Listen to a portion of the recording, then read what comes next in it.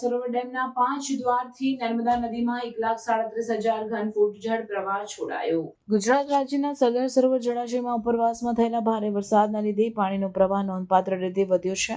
આ ડેમની જળ સપાટી 131 મીટરે પહોંચી છે, જેને કારણે ડેમના 5 દ્વાર ખોલી પાણી નદીમાં છોડવામાં આવ્યું છે.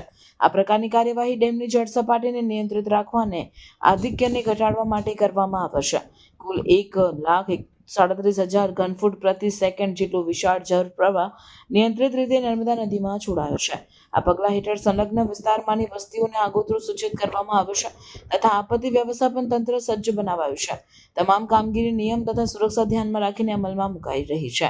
સરદાર સરોવર જળાશય ગુજરાત માટે મહત્વપૂર્ણ જીવાદોરી છે, જેમાં પીવાનું પાણી, ખેતી માટેની સિંચાઈ તથા વીજળી ઉત્પાદન માટે મહત્વપૂર્ણ ફાળો મળે છે.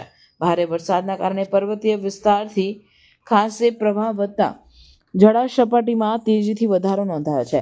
હાલ તંત્ર દરેક પરિસ્થિતિ પર નજર રાખી શકે તે માટે સંપૂર્ણ તૈયાર છે.